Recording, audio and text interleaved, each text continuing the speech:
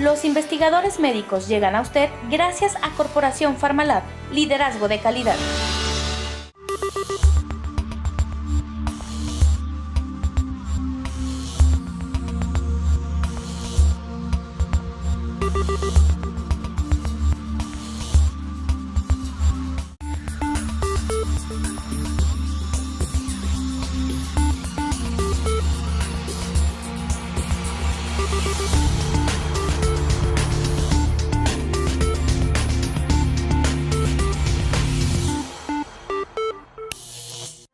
Según estadísticas de la Organización Mundial de la Salud, el cáncer es una de las primeras causas de muerte a nivel global.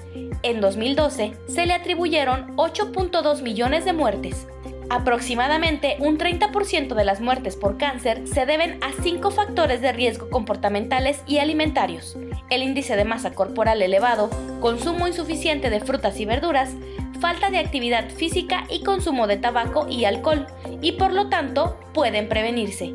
El tabaquismo es el factor de riesgo que por sí solo provoca un mayor número de casos y a nivel mundial causa aproximadamente un 22% de las muertes por cáncer y un 71% de las muertes por cáncer de pulmón. El 70% de todas las muertes por cáncer registradas en 2012 se produjeron en África, Asia, América Central y Sudamérica. Se prevé que los casos anuales de cáncer aumentarán de 14 millones en 2012 a 22 en las próximas 2 décadas. En Guatemala, el Instituto de Cancerología, INCAN, nos indica que se diagnostican aproximadamente 3.094 casos de cáncer por año. Poco más de 5.000 personas se acercan a instituciones con alguna sospecha de tumor cancerígeno. 30% de los casos positivos de cáncer está relacionado con cáncer de cérvix, que es el más común en la población femenina guatemalteca, seguido por el cáncer de mama con un 19%. El cáncer de próstata representa el 13.9% de los casos registrados y es el más común en los hombres de Guatemala. El 9% del total de los fallecimientos registrados en Guatemala son por cualquier tipo de cáncer. Hola, ¿qué tal amigos? Mi nombre es Evelyn Valdés, les doy la bienvenida al programa Los Investigadores Médicos. Y bueno, después de ver estos datos estadísticos importantes acerca del cáncer, nosotros en el programa queremos abordar junto a ustedes la prevención del mismo. Por ello es que el grupo de investigadores junto al doctor Jacobo ya están listos, así que Jacobo, adelante y bienvenidos. Así es, Evelyn, nuestro tema de hoy va relacionado siempre con esta entidad que es de sumo interés, el cáncer. Y hoy vamos a hablar un poco de generalidades acerca del mismo y sobre todo de la parte que tiene que ver con el aspecto sexual y la mujer y el hombre, obviamente.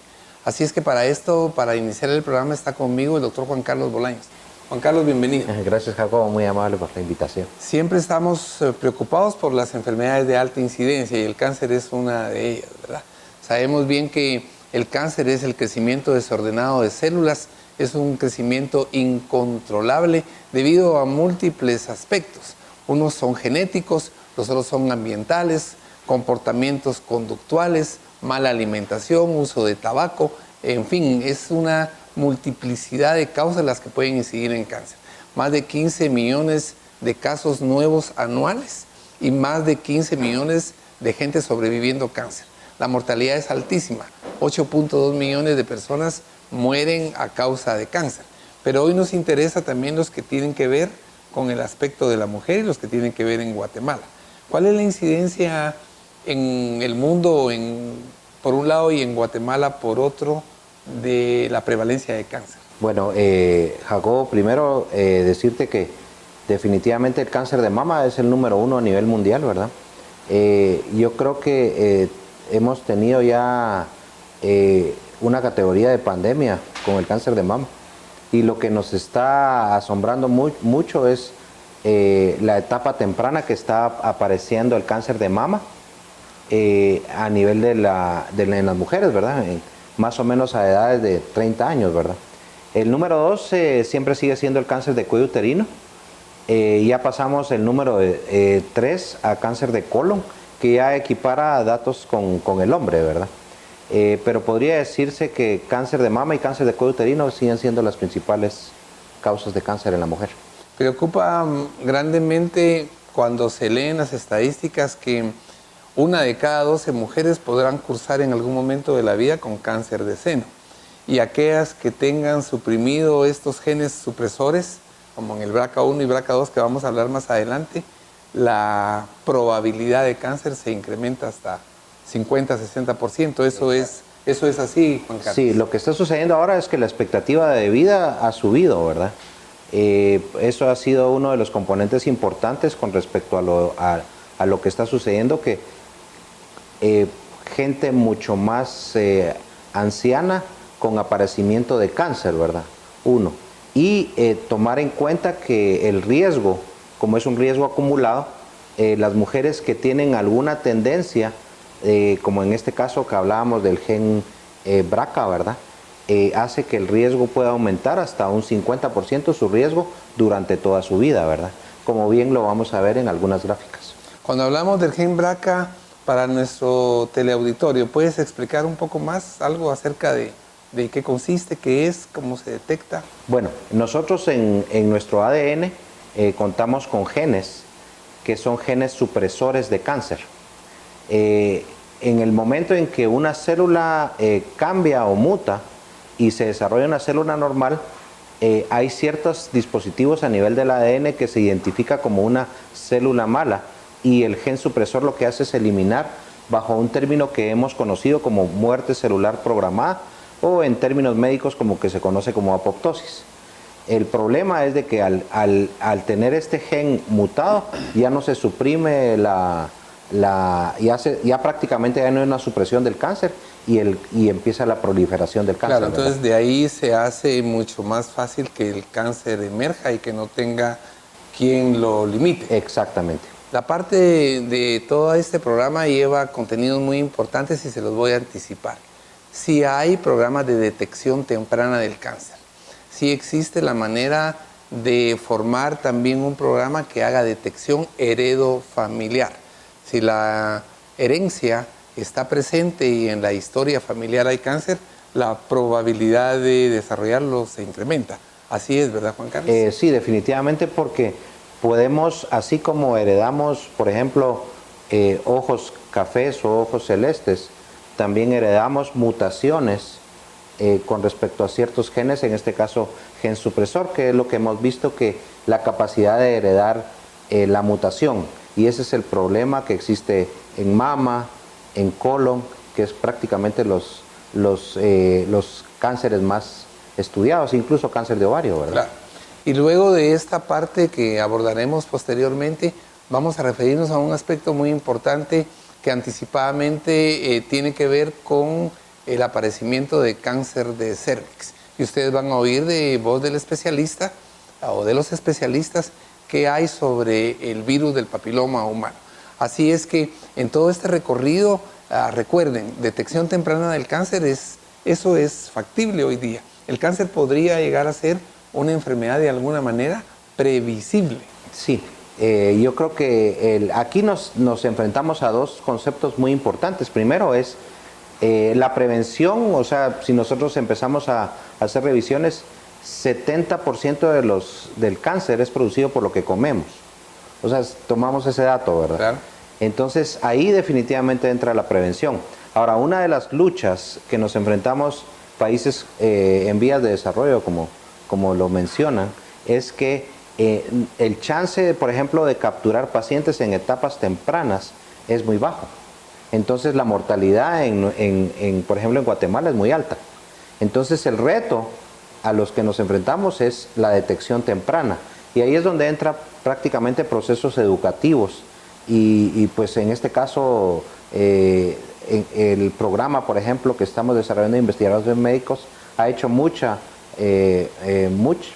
promoción sobre este aspecto, ¿verdad? Claro. Que es importante. Y yo creo que ahí el reto más grande es la detección temprana para lo que son mujeres en este caso, ¿verdad? Claro.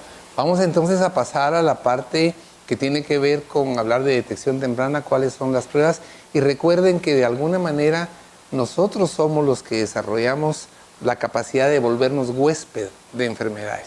Es por eso que venimos repitiendo cómo el estrés oxidativo es causa de un desequilibrio interno.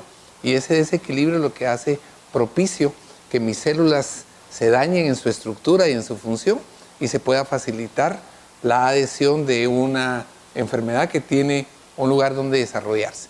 En el próximo segmento entonces van a oír ustedes qué hacer respecto a poder detectar tempranamente el cáncer. Datos importantes. Más de 15 millones de casos nuevos de cáncer se reportan al año. 8.2 millones de personas fallecen debido a esta enfermedad. Cáncer de mama y cáncer de cuello uterino son los dos más frecuentes en la mujer. Según estadísticas, 1 de cada 12 mujeres padecerá cáncer de seno. El 70% del cáncer detectado es provocado por malos hábitos como tabaco, mala alimentación, entre otros. La detección temprana de cáncer es posible. Recurrir a exámenes periódicamente podría salvar tu vida. ¿Sabe usted qué cantidad de porcentaje de muertes por cáncer pueden evitarse cuando se tienen hábitos saludables? Eso le presentamos en el ¿Sabías qué? ¿Sabías que entre el 30 y el 50% de los cánceres se pueden prevenir adoptando hábitos saludables, como evitar el consumo de tabaco o adoptando medidas de salud pública, como la inmunización contra las infecciones que los causan? Otros tipos de cáncer se pueden detectar, tratar y curar tempranamente. Incluso en la fase terminal de la enfermedad, se puede aliviar el sufrimiento del paciente con los cuidados paliativos adecuados. Es momento de ir al contacto con nuestros patrocinadores. Les recuerdo que sus sugerencias son bienvenidas a través de nuestras redes sociales. Estaremos hablando de los exámenes para poder detectar tempranamente el cáncer y, por supuesto, estaremos conversando en el programa acerca del virus del papiloma humano. Ya volvemos con más.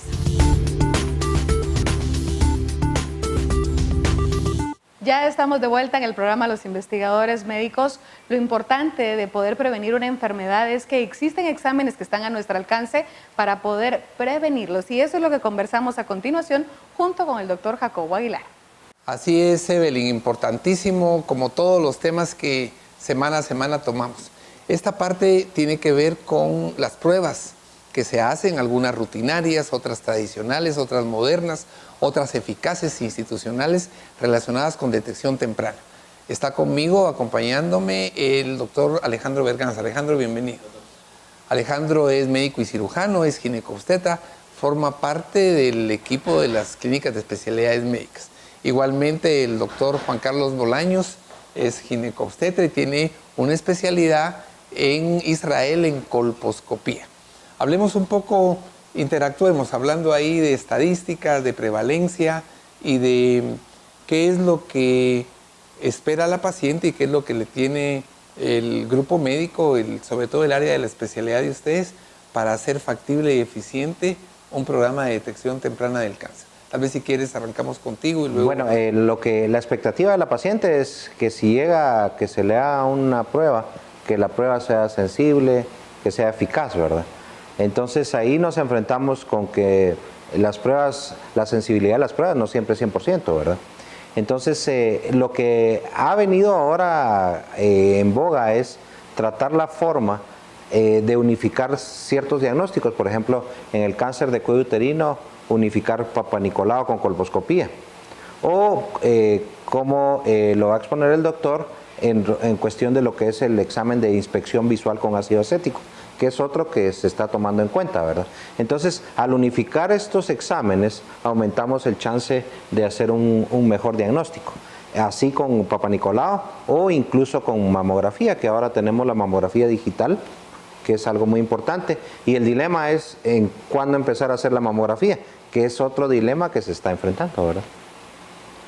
Bueno, si nos ponemos a pensar que la OMS dice que más o menos 19 millones de personas van a padecer de cáncer para el 2025 y que el 70% de esos pacientes van a ser en los países en vías de desarrollo. Están incluidos nosotros. Que es donde ya nos preocupa. Y como mencionábamos en el set con el doctor, el factor pobreza influye mucho en la detección de este tipo de enfermedades. Porque es irónico que en nuestro país estén muriendo mujeres por enfermedades indeterminadamente prevenibles, como el CA de cervix.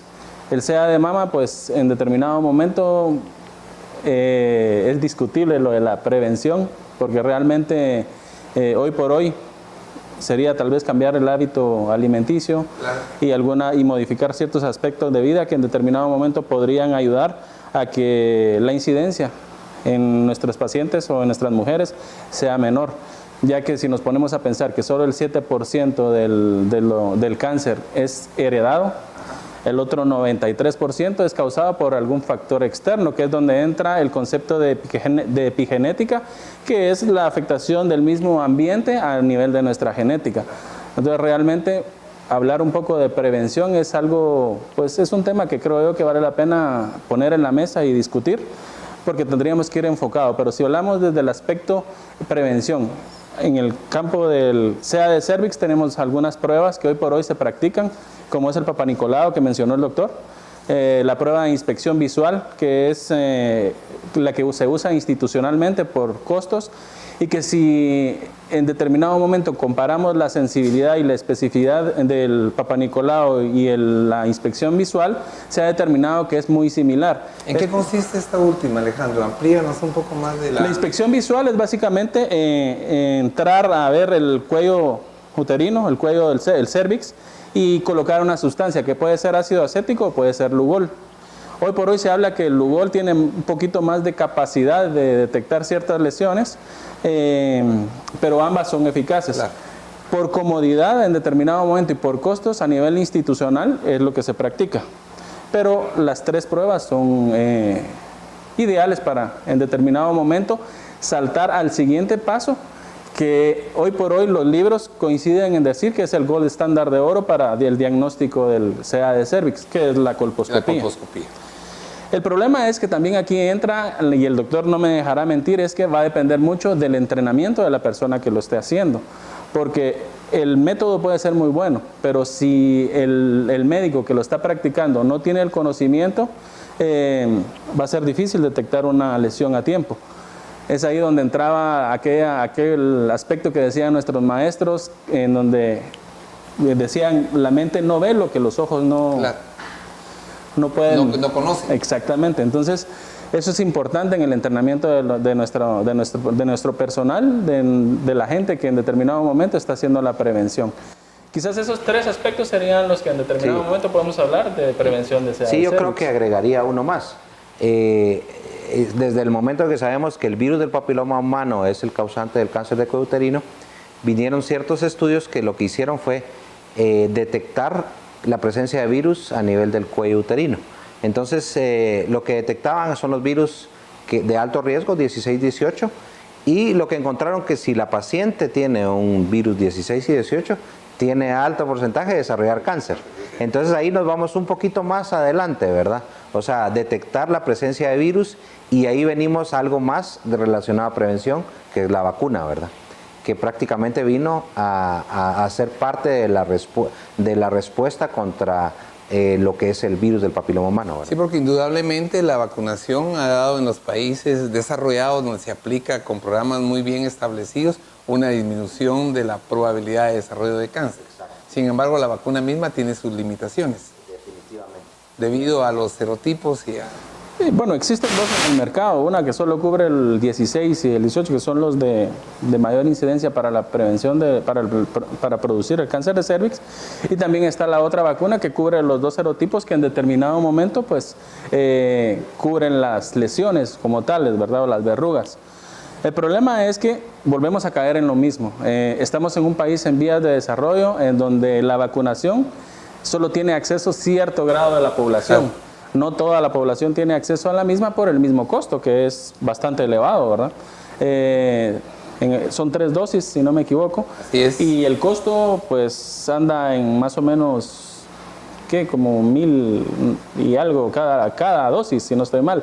En determinado momento hubo un proyecto en el Ministerio de Salud para incluir entre el esquema de vacunación, pero el costo es demasiado alto y hoy por hoy pues no se tienen los fondos para poder incluirlo en tal esquema. Eso sería lo ideal. Creo yo que de ahí partiríamos de la primera parte de prevención. Creo yo que esta sería la primera etapa para prevenir. Claro. Hoy por hoy tenemos la vacuna. Ustedes escucharon muy concretamente, regresar a normas de vida que nos mantengan de alguna manera con un comportamiento adecuado. Alimentación, factores externos, tabaco, todo eso incide en el aparecimiento de cáncer, incluido cánceres que tienen que ver en la mujer. Solo el tabaco está relacionado con el 70% de cáncer del pulmón y con más del 22% de todos los demás cánceres. Así que dejar de fumar debiera de ser un objetivo a nivel mundial.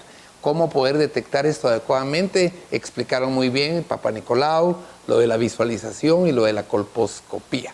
¿Cómo tenemos problemas a nivel de países en desarrollo? Porque hay una norma institucional y hay una norma que se vuelve privada.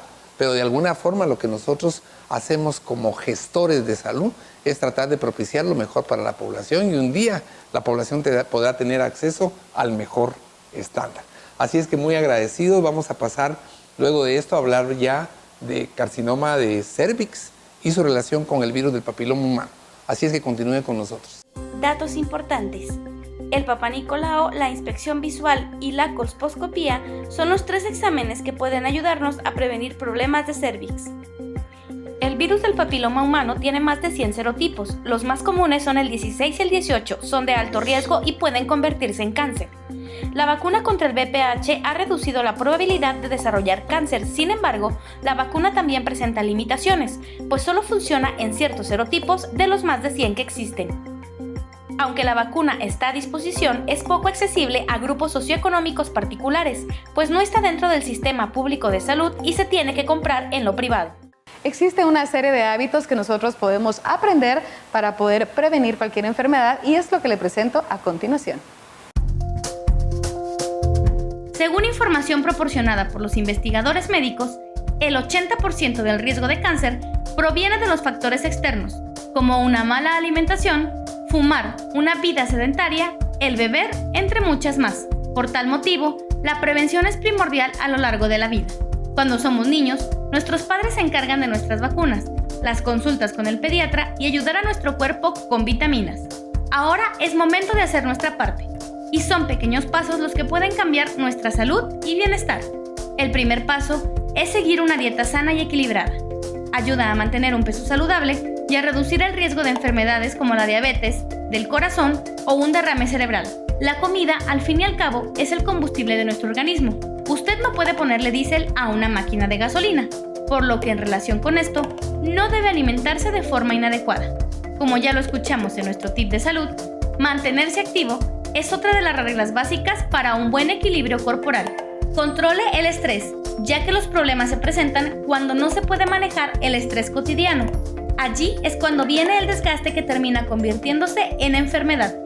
Dormir menos de 8 horas puede tener un resultado negativo en la salud, ya que si esto no se cumple, no se produce la hormona de la juventud, que es la que repara los tejidos.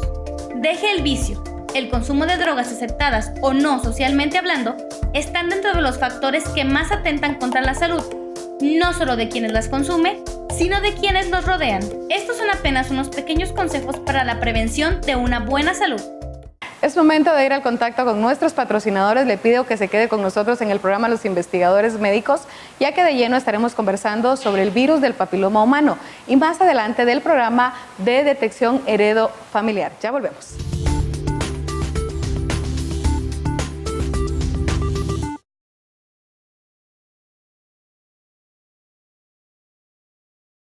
Todos sabemos que cuidar de nuestra salud es importante.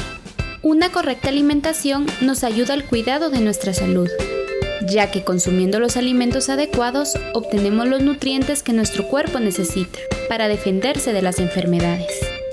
Lastimosamente, el ritmo acelerado de nuestras actividades no nos permite cuidar de nuestra alimentación, dejando de consumir los nutrientes adecuados, desequilibrando así las células de nuestro cuerpo, dejando el paso libre a enfermedades crónicas. ¿Qué hacemos entonces? Un grupo de científicos especializados preocupados por nuestra salud crearon Limtox. Limtox es un producto desarrollado específicamente para regenerar las células de nuestro cuerpo, desintoxicándolas de modo que transforma nuestro cuerpo en un organismo tan saludable, capaz de prevenir enfermedades crónicas como cáncer, hipertensión arterial, diabetes y muchas enfermedades. Limtox regenera nuestras células a través de la desintoxicación celular, para luego hacerlo en nuestros órganos y por último, lograr el equilibrio en todo nuestro organismo. Te explicaré cómo se logra esto. Los niños mayores de 8 años y adultos deben tomar un sobre de Limtox cada 12 horas, mientras que los menores de 7 años y pacientes con insuficiencia renal crónica únicamente medio sobre cada 12 horas, por un periodo de 3 meses. Sin embargo, existen enfermedades en las que se necesita prolongar el tratamiento por más de 3 meses. A partir del 4º mes, puede tomar un sobre al día como mantenimiento, o según las indicaciones de tu médico. En este periodo de tratamiento, Limtox regenera y desintoxica nuestro cuerpo en 5 niveles. A nivel del estrés oxidativo, eliminando radicales libres y protegiendo la célula del daño ocasionado. A nivel celular, protegiendo las células sanas y equilibrando selectivamente las células enfermas. A nivel neuronal, elevando el nivel de producción de energía, mejorando la comunicación entre una neurona y otra. A nivel inmunológico, protegiendo al organismo de toxinas, fortaleciendo y reparando el sistema inmunológico. A nivel de venas y arterias, mejorando nuestra circulación, dándole elasticidad a nuestras venas y arterias. Nunca antes se había formulado un producto a base de flavonoides, con tantos beneficios para la salud, sin ocasionar efectos secundarios.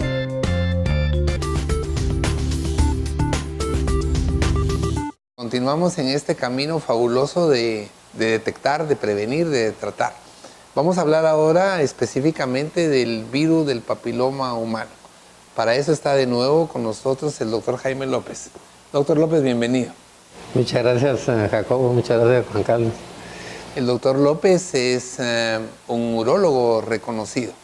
Es mi compañero de promoción. Venimos bogando hace ya un buen tiempo en la práctica médica, ¿verdad? Así y la es. práctica hace al maestro. Ese es un dicho que está continuamente en ejercicio y en evidencia. Estamos preocupados porque queremos de alguna manera ver cómo contribuimos a disminuir la incidencia y la prevalencia de cáncer.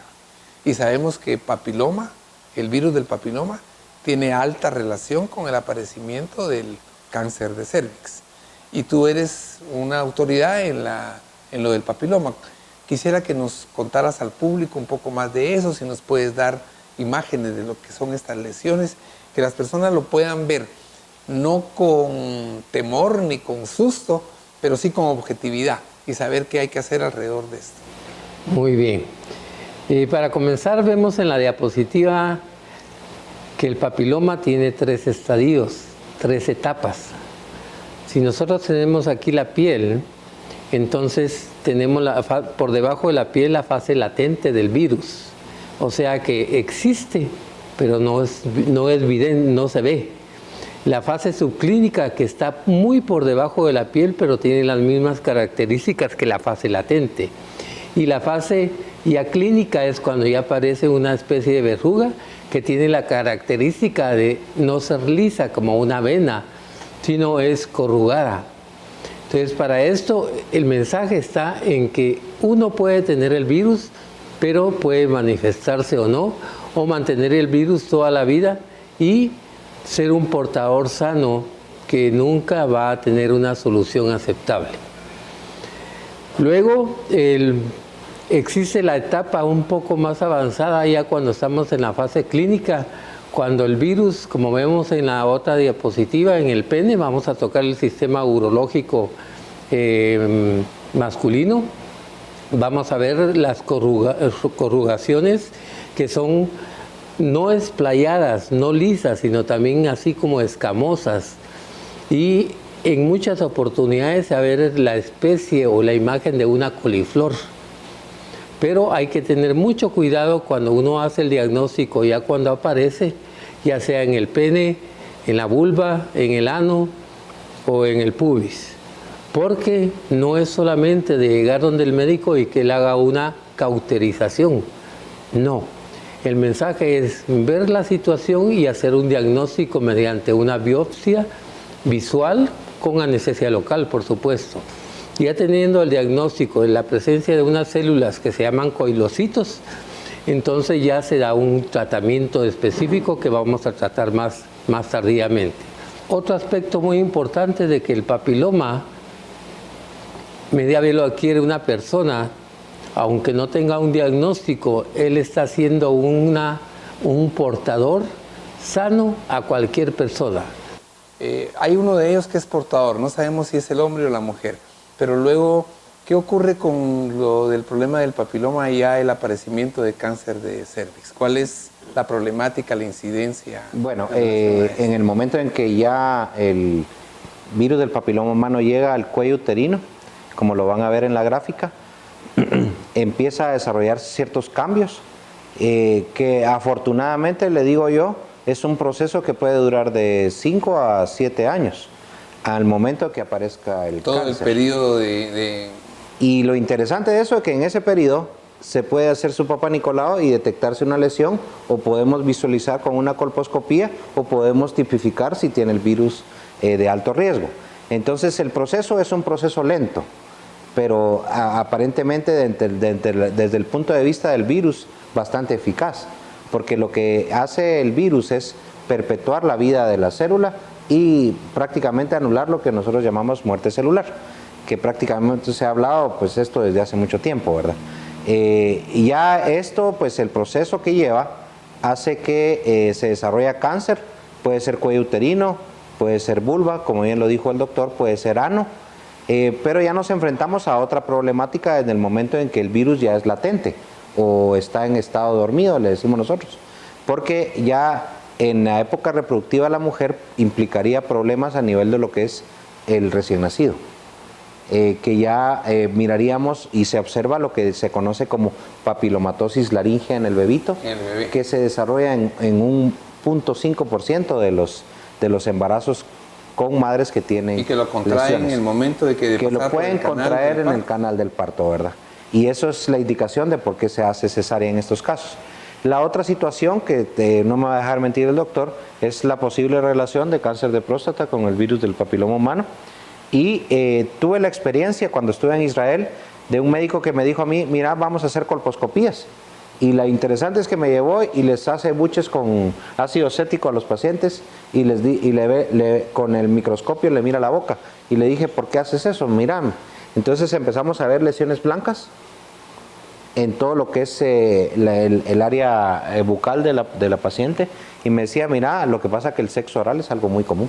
Claro. Entonces vemos también el aparecimiento de lo que es el cáncer laringio provocado por el virus del papiloma humano, que es hasta un artista de cine, creo que ahora está en eso, ¿verdad? Entonces, esa capacidad de tomar el epitelio por parte del virus y hacerlos desarrollar cáncer es bastante alta, ¿verdad? Sí, hemos visto ya en las clínicas incidencia de aparecimiento de carcinoma de la base de la lengua, que tiene que ver después con detección de algunos serotipos de papiloma y ver la relación que tiene. Hablemos un poco del tratamiento, vamos a abordarlo en el otro segmento, pero la vacunación, ¿es efectiva, no es efectiva? ¿Qué cubre? La vacuna es un arma de dos filos. Primero va a cubrir solamente 2 genotipos, o sea, el 16 y el 18, y tenemos actualmente más de 120, más de 150 genotipos. ¿Qué va a pasar con los demás? Y esta debe de aplicarse exclusivamente a personas que no han tenido relación sexual, como un preventivo, no como un curativo, ni como no voy a tener yo un papiloma posteriormente. Entonces el diagnóstico de tratamiento a largo plazo es que si esas personas tienen una relación sexual con una persona positiva, se estima que un 60% o un poquito más va a desarrollar el papiloma del virus humano. Si ella cubre la vacuna solamente 2 genotipos de esa cantidad que yo les mencioné, prácticamente para mí no tiene una solución adecuada de hacer tanto gasto de 1.200, 1.500 por una vacuna, cuando no vamos a tener la obtención de ese tratamiento. Ahora bien, si el paciente, mujer o varón, va a someterse a un reglamento social de tener solamente una pareja, ambos, entonces ahí está indicado, a pesar de que la fidelidad va a ser una cuna de evitar todos los riesgos posibles. Les agradezco su presencia aquí, de nuevo importantísimo que traslademos un aspecto filosófico. Debemos de ser fieles con nosotros mismos, cuidar lo que tan grata, oportuna y divinamente se nos dio, que es el cuerpo humano, mantenerlo sano y adecuado. Así que muchas gracias, doctor López, muchas gracias, doctor Bolaños. Gracias, Jacobo. Gracias, Jacobo. Y Evelyn, sé que el público tiene muchas preguntas al respecto, así es que te dejo con esa gama de inquietudes que tiene todo nuestro teleauditorio. Gracias, Jacobo. Así es, quiero contarte que a través de nuestras redes sociales se han contactado con nosotros y una de las preguntas que plantean es ¿cuánto tiempo puede una persona tener el virus y no manifestarse? Ya escuchamos la primera pregunta, doctor Bolaños. ¿Qué nos respondes al respecto? Bueno, es una pregunta muy interesante y la respuesta es en un estudio que realizamos en pacientes post-trasplante renal, a las cuales tienen medicamento para bajar las defensas y que súbitamente vimos que que pacientes que no tienen relaciones sexuales empezaron a desarrollar lesiones a nivel de lo que es el virus del papiloma humano. Entonces la respuesta podría ser hasta toda una vida, ¿verdad? Y todo depende de nuestro sistema inmune, ¿verdad?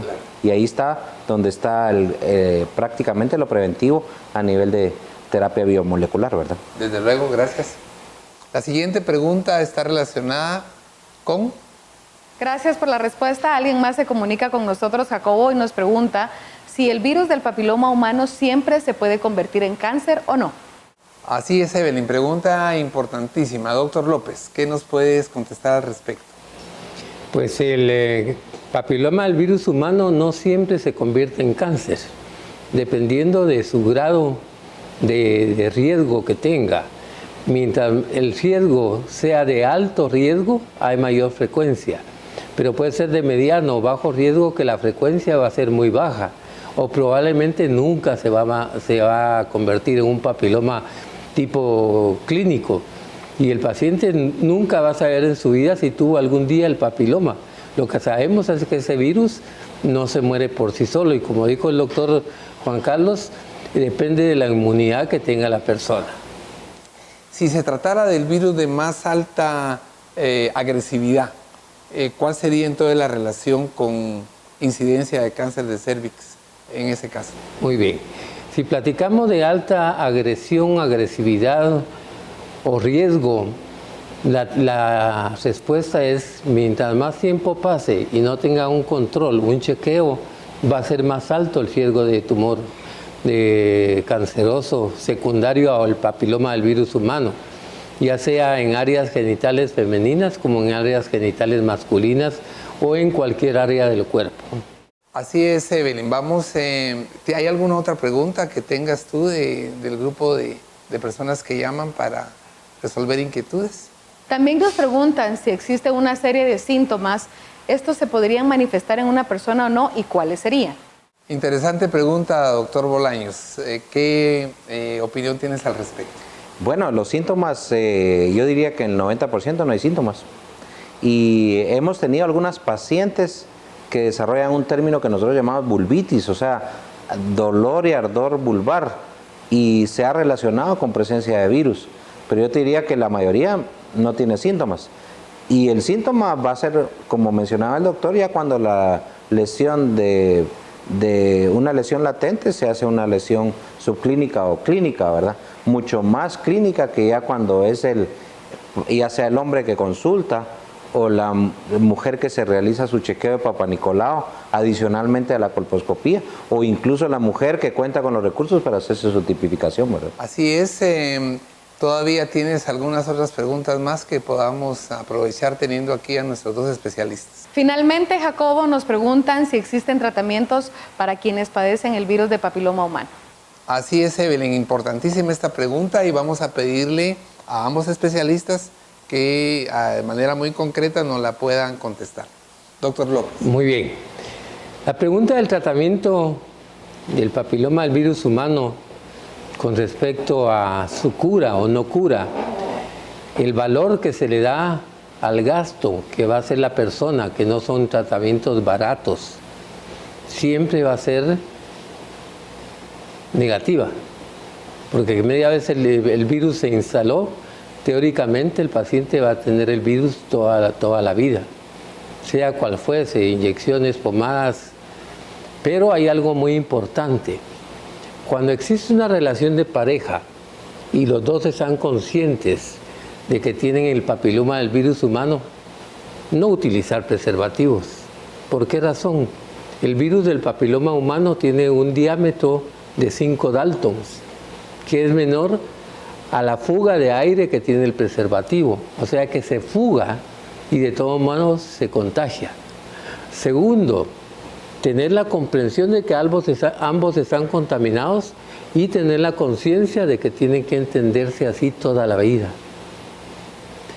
Y tercero, cuando el ginecólogo o el urólogo o sexólogo detecte un papiloma del virus humano, el urólogo referirle a la pareja mujer al ginecólogo y el ginecólogo referirle a la pareja hombre para su debida orientación. Eso es muy importante porque muchas veces nos ponemos a hacer cosas que no debemos porque no nos corresponde éticamente ni profesionalmente. Sí, en la mujer lo que hacemos es tratar la lesión que en cierta forma va a progresar hacia cáncer, ¿verdad? Entonces, por ejemplo, una paciente desarrolla una lesión de alto grado o de bajo grado que sabemos que fue provocada por el virus y lo que vamos a hacer es quitar la lesión, ya sea por una biopsia ampliada, que es una conización, o una histerectomía, en el caso que lo decía la paciente. Pero en cierta forma el tratamiento va enfocado hacia la lesión. Lo que es propiamente el virus a nivel de portador, solo básicamente les puedo decir que de antemano sabemos que existe un aclaramiento del virus. El 70% de los pacientes aclaran el virus en un año. Los de alto riesgo es un poquito más, pero pudiera haber ahí definitivamente mecanismos inmunes que nosotros tal vez no hemos tocado aún, ¿verdad? Pues muchísimas gracias a ambos de nuevo. Así es que en la parte que corresponde a la última segmento donde hablaremos de la detección heredofamiliar, vamos a hablar de cómo ir haciendo esa preparación para que nuestro sistema inmune finalmente tenga una barrera de defensa contra toda esta incidencia de enfermedades que cada vez son más prevalentes y que causan tanta mortandad e incomodidad. Continúe con nosotros. Muchísimas gracias a ti, Jacobo, y a los especialistas que nos acompañan, que han dedicado este espacio para responder las dudas que ustedes nos plantean a través de nuestras redes sociales. Allí aparece en pantalla cómo nos pueden encontrar y pueden contactarse con nosotros. Es momento de hacer una pausa. Le pido por favor que se quede porque estaremos hablando sobre el programa de detección heredofamiliar. Ya volvemos.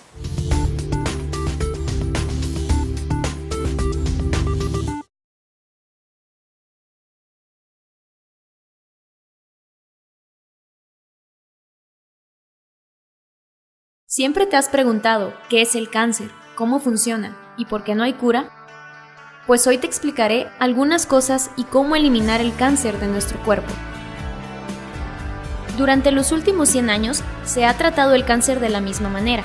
Actualmente, el 20% del cáncer puede ser curado únicamente por medio de cirugía, quimioterapia y radioterapia. Por este motivo, iniciamos una investigación sobre el cáncer con un enfoque diferente. Cuando conocimos el cáncer, era un monstruo casi invencible, y ninguno que lo atacara lo podía destruir.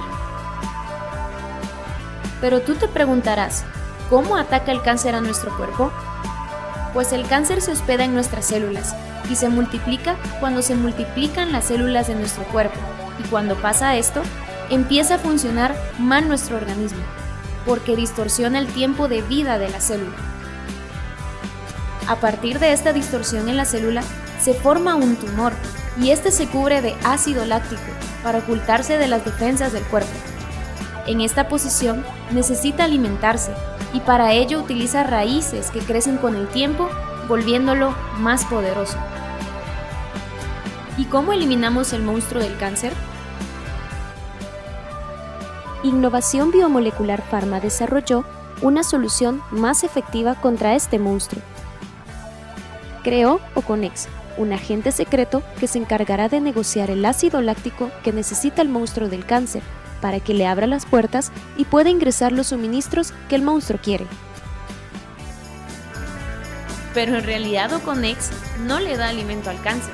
En vez de eso, ingresa un arma secreta llamada flavonoides, que se encargarán de destruir cualquier tipo de cáncer en fase 1 y 2, viajando a través de sus raíces, destruyéndolo de adentro hacia afuera. Pero, ¿quién es Oconex? Es nuestro agente secreto, creado a partir de flavonoides procesados científicamente por microencapsulado para poder obtener moléculas específicas capaces de destruir el cáncer. Por ejemplo, la remolacha tiene más de 100 moléculas y por medio de tecnología de microencapsulado extraemos una molécula llamada betalaína y descartamos el resto. Debido a esta molécula que extraemos de la remolacha, Oconex es de color rojizo y lo verás cuando disuelvas el producto en agua. Este proceso lo repetimos también con la guanábana y otros productos de origen natural. De todos extraemos moléculas específicas por medio de un proceso de extracción biomolecular. ¿Cuál es la dosis de Oconex? Cada caja contiene 90 sobres y se toma durante el tiempo que el médico lo indique. 30 sobres de un suplemento que se toma una vez al mediodía y 60 sobres de un tratamiento específico que se toma 2 veces al día, un sobre al despertar y un sobre antes de dormir. ¿Y cómo te lo puedes tomar? Pues es muy sencillo. Simplemente disuelves un sobre en un vaso con agua y lo agitas bien. Verás unos grumos en la solución. Pero no te preocupes, esto es normal, ya que son las moléculas de flavonoides que se encuentran en pequeñas cápsulas, gracias a la tecnología de microencapsulado. ¿Ves qué fácil es? Pues para que Oconex tenga más fuerza para luchar contra el cáncer, durante el tratamiento te damos unas pequeñas recomendaciones. No tomar lácteos y sus derivados, evitar el azúcar, disminuir el consumo de carne y evitar bebidas alcohólicas. ¿Lo ves? No es nada del otro mundo. Espero haberte ayudado y enseñarte que Oconex es el mejor coadyuvante descubierto en Guatemala para casos de cáncer. Gracias por continuar con nosotros en el programa Los Investigadores Médicos. Precisamente hablando del virus del papiloma humano, vemos cómo la Organización Mundial de la Salud ha presentado para nosotros una serie de estadísticas importantes que ustedes deben conocer, y el 90% de las mujeres que fueron detectadas con el virus del papiloma humano presentan cáncer de cervix. Además de ello, hay más de 100 tipos de virus de papiloma humano, de los que al menos 13 son oncogénicos, también conocidos como de alto riesgo.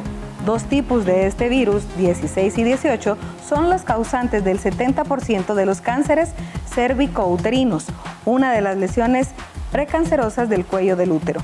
Este tipo de cáncer es el segundo más frecuente en las mujeres de las regiones menos desarrolladas, y se estima además que en el 2012 hubo unos 445,000 casos nuevos, es decir, el 84% de los nuevos casos mundiales. En el 2012 aproximadamente 270,000 mujeres murieron de cáncer cérvico-uterino. Más del 85% de estas muertes se produjeron en países de ingresos bajos y medianos. Después de conocer estas cifras que nos presenta la Organización Mundial de la Salud, es momento de continuar con el doctor Aguilar, quien se encuentra ya para poder conversar sobre el programa de detección heredofamiliar. La parte que tiene que ver con la tendencia heredofamiliar es importantísima, y la propuesta es que en clínicas de especialidades médicas, como lo hacen en otras regiones del mundo, y a través de la acuciosidad del doctor Juan Carlos Bolaños, montamos ya el diseño de una clínica de detección heredofamiliar de cáncer. Amplíanos sobre eso, Juan Carlos. Bueno, tenemos el tratamiento de los pacientes que ya tienen cáncer, ¿verdad? Los pacientes que ya tienen cáncer tienen una preocupación, los familiares tienen la preocupación de si ellos van a tener lo que tiene, en este caso, el familiar, ¿verdad? Entonces, al encontrarnos en eso, nos encontramos prácticamente en una ventana en la cual los pacientes no quieren hacerlo por tener miedo, y eso hace que el miedo pues no hagan nada, ¿verdad? Entonces lo que nosotros queremos hacer es primero desarrollar este plan educativo en el cual los pacientes desarrollen su árbol genealógico heredofamiliar, y en el cual se empiecen en reuniones o en a desarrollar, mira qué pasó con tal pariente, tal tío, qué le pasó, y a desarrollar ellos su esquema, en el cual nosotros vamos a tener también acá una clínica especializada que lo que va a hacer es brindar la asesoría necesaria sobre qué es lo que tiene conveniente hacer el paciente, ¿verdad? Claro. Para iniciar en esto, la primera parte es muy simple y es el llenado de una ficha genómica que puede ser hecha en casa o el día que se llega a la consulta. Obviamente, las clínicas de detección heredofamiliar concurre el especialista en ginecología, el trabajador social, el genetista para hacer todo este trabajo. Pero la ficha es vital, dada la prevalencia que hay de la relación entre haber padecido cáncer y la tendencia heredofamiliar. ¿Por cuánto andamos en eso si estamos hablando de cifras?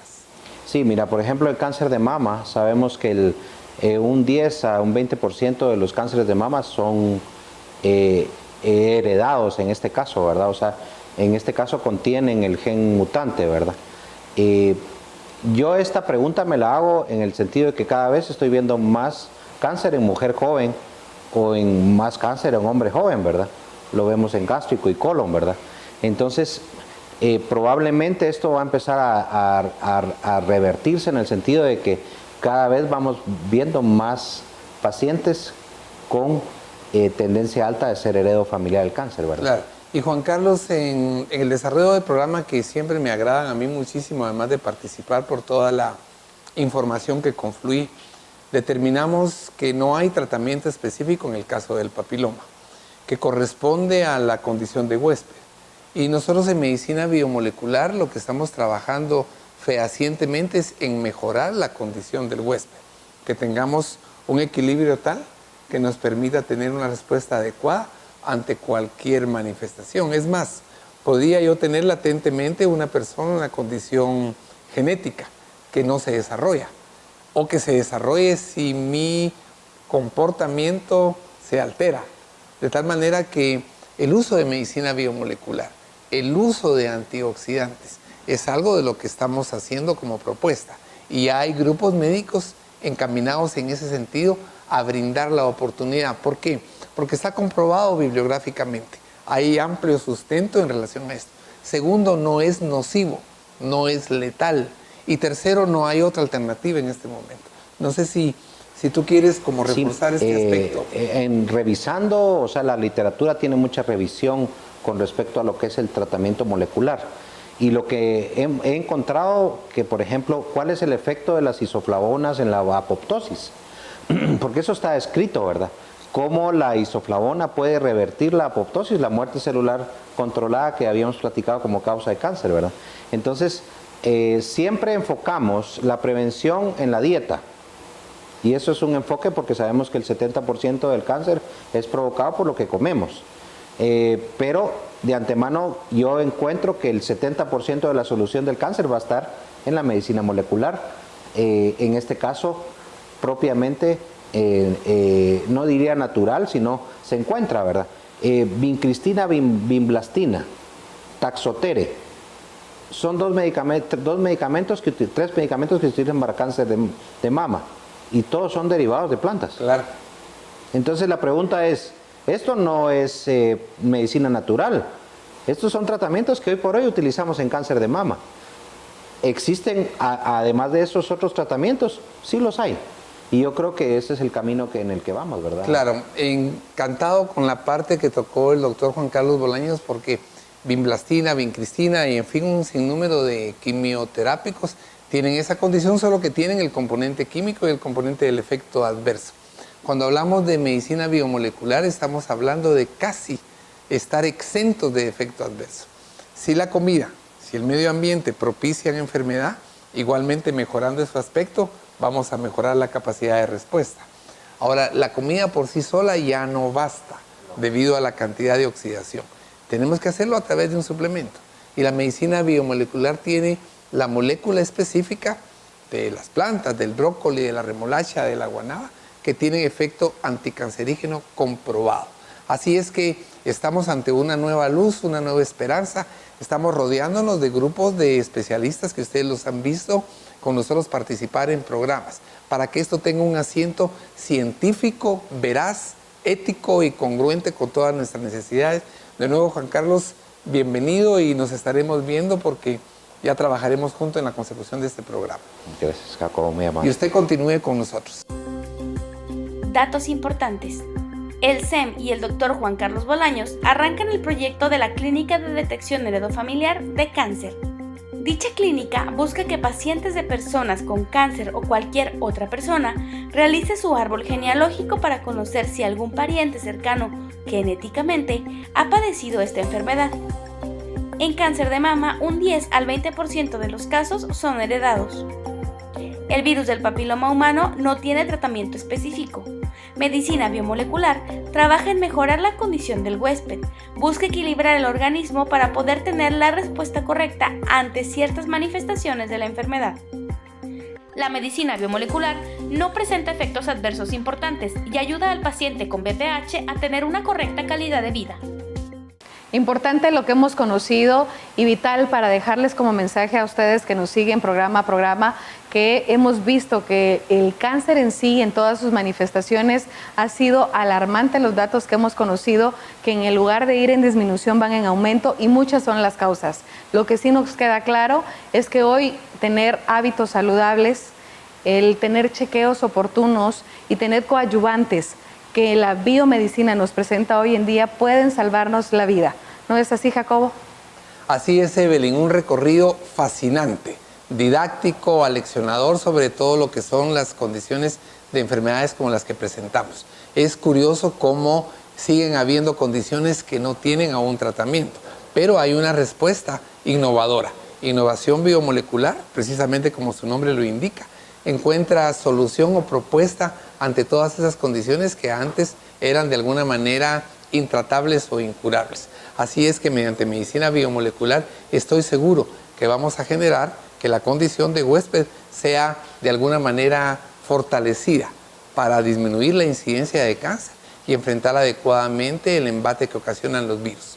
Soy el doctor Jacobo Aguilar. Los invito a que nos sintonice el próximo domingo a las 6 de la tarde, como cada semana. Vamos a hablar de el ser humano, vida y energía. Y por favor, sintonícenos a las 5 de la mañana por Guatevisión para ver nuestra repetición del programa anterior. Hasta la vista.